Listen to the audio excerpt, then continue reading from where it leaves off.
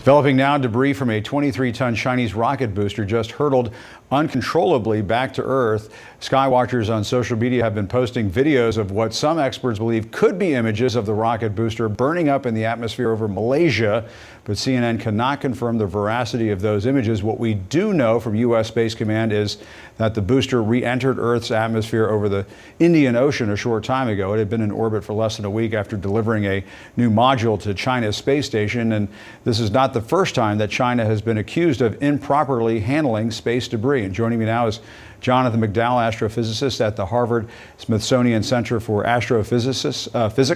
Jonathan, great to see you again.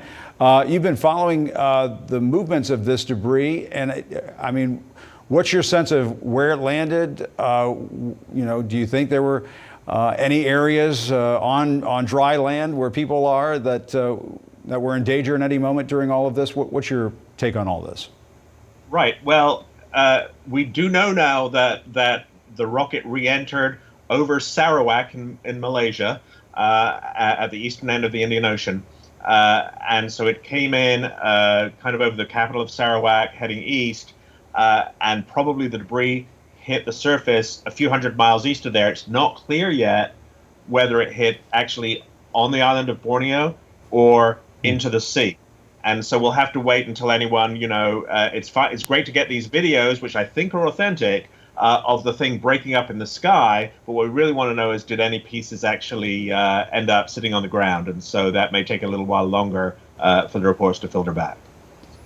And why is it so hard to figure out where this kind of debris is going to land? I feel like this comes up every now and then, and we're all sort of, helplessly, looking up into the sky, almost out of a scene from Don't Look Up, wondering where the rocket is going to land. Why don't we have more control over the situation than this? Right. Well, normally when we put a big rocket in orbit, we have a restartable engine and dive it into the ocean, a particular place under control. But this Chinese rocket doesn't do that. It's just left in orbit. It's at the mercy of the upper atmosphere winds. At some point, it breaks up and re-enters, but you can't predict when that's going to be in advance. And because it's traveling at 17,000 miles an hour, if you're an hour out in when you guess it's going to break up, you're 17,000 miles out in where it's going to land. And so it's an intrinsically hard problem.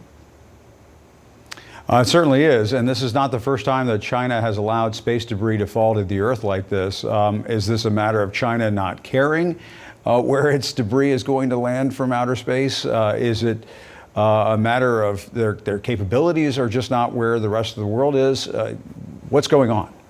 Yeah, I think they just are not as concerned about public risk. Now, to be fair, we've had stuff re-enter from U.S. satellites. There was a piece of a SpaceX Dragon ship that crash landed in Australia just a week or so ago. But they're much smaller objects that we allow to re-enter. No other country leaves these 20-ton things in orbit to re-enter in an uncontrolled way. And so that's just on China for designing its rocket that way and not taking the measures that other countries do to prevent that happening.